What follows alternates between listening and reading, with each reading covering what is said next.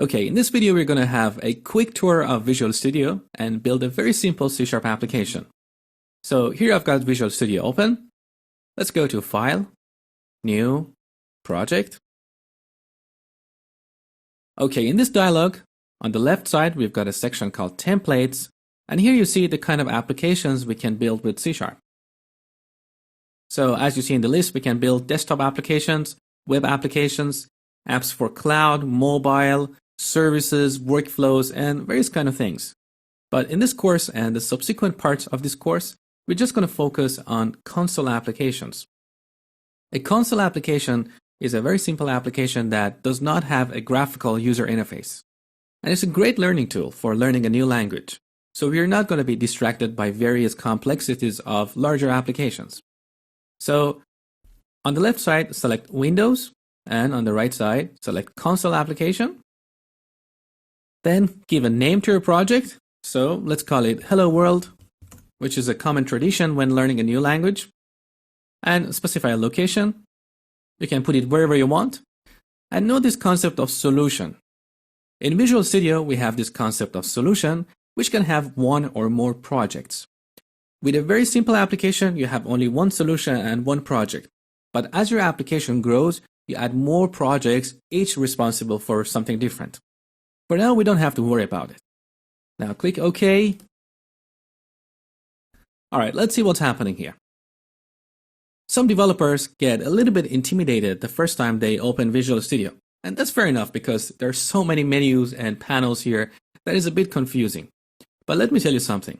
90% of the time, you're going to use only 10% of these or even less.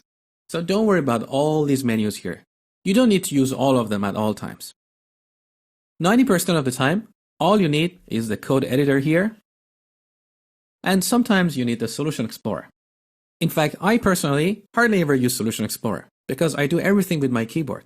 And if you watch my course, Double Your Coding Speed, you will see that everything is possible with keyboard. So you don't need these panels here. You don't need to grab your mouse and navigate around. You don't really need this stuff. Also, none of the stuff on the toolbar are ever required. Don't worry about it. Everything you can do with your keyboard. All right, now let's take a look at this first C# program. So we created a console application, and on the right side, you see the Solution Explorer panel. In case you don't see that, go to View and select Solution Explorer. So at the top, you see we have a solution, which has only one project. Under that, we've got the project called Hello World. Look at these 4 items here. Properties, expand that. We have a file here called assembly info. This is the identification for the assembly that will be produced as a result of compiling this application. So when we compile a console application, we're going to get an executable, and that's an assembly. That assembly has an identification. Look at these attributes here, like the title, description, which is currently not set, company, product, copyright, trademark, culture, a GUID, various kind of things like even version. So these are all part of assembly identification or assembly manifest. In most cases, you don't have to worry about it. But if you want to create an assembly and you want to distribute it, send it to other people, then you may want to come here and give it a proper name and a proper version. So for now, we don't have to worry about it. Under references, you see any assemblies that this project is referencing to do its job. When you create a project with Visual Studio, by default, it adds a reference to a bunch of assemblies that you see here. These are all part of .NET Framework.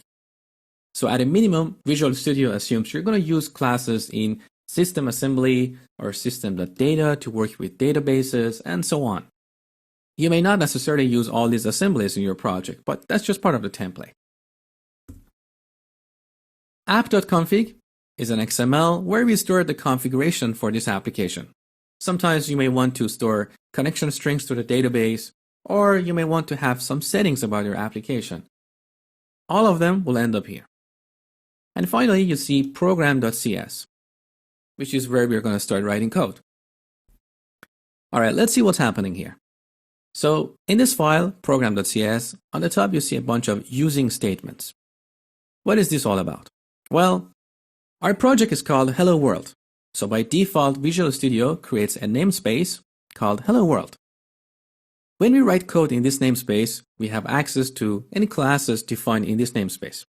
So if we want to use a class that is defined in a different namespace, we need to import it in our code file. And that's why we use the using statement. So by default, Visual Studio has these 5 using statements. System is a namespace in .NET Framework. And that's where we have all these basic utility classes and primitive types there. System.collections.generic is used to work with lists, collections, and so on. System.link is used to work with data, and it's a comprehensive topic that I have covered in my C# Advanced course.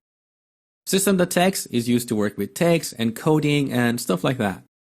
And finally, System.threading is used to build multi-threaded applications.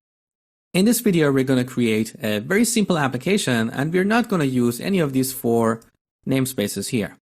So we're just going to use system. For now, I'll leave them there, and then I will show you how to clean them up. Alright, so here's our namespace. And inside namespace, by default, we have a class called program. So every console application you create with Visual Studio has a class called program. Inside program, by default, we have a method or a function called main. And that's the entry point to the application. So when you run your application, CLR executes the code inside main method. And that's where everything kicks off. This method is declared as static, and that's something I'm going to cover later in the next section. Methods have input and output. So what goes inside parentheses is the input to the method, which we call parameter or argument. Note that parameters are optional, but in this case, in the default template, the main method has a parameter called args, which is of type string array. We're going to learn about string array in the next section. What you see before the method name is the return type, or the output of the method. Void in C# means nothing. That means this method does not return any value. It just contains some code. That's it. Also, note that C# is a case-sensitive language. So this main has to be with capital M. Otherwise, CLR is not going to find this method as the entry point of the application. Okay, and one last thing is, note these curly braces. So wherever we have a block of code, we need to surround it with curly braces. So that is applicable for methods, for classes, and for namespaces. Alright, now let's write a very simple C# program. So let's go here. We have a class called console, which is used to read data from console or write data to it. It has a bunch of methods. We can access these methods using the dot notation. And here you see various members of this class. Methods are indicated by a purple cube. So beep is used to play a beep sound, or clear is used to clear the console. We're going to use the writeLine method. This method can optionally take a parameter. So I'm going to pass a string here. Hello world. Just that. And note that statements in C# terminate with a semicolon, as you see here. Now take a look at using system on the top. Do you see that it's highlighted, whereas the others are grayed out? The reason for that is, in this file, we're using a class called console, which is defined in the system namespace. That's why that using statement is active. We are not using any classes defined in other namespaces, and that's why they're grayed out. So we can get rid of them to make our code cleaner. We can either delete each one by Ctrl X, like that. Or if you're using ReSharper, you can get rid of all of them by pressing Alt and Enter here and selecting the first option, which is Remove Unused Directives in File. So it's faster. Now let's run the application with Ctrl and F5. So this window that you see here, this black window, is what we call console.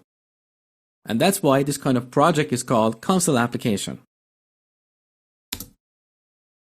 Okay, that's it for this lecture.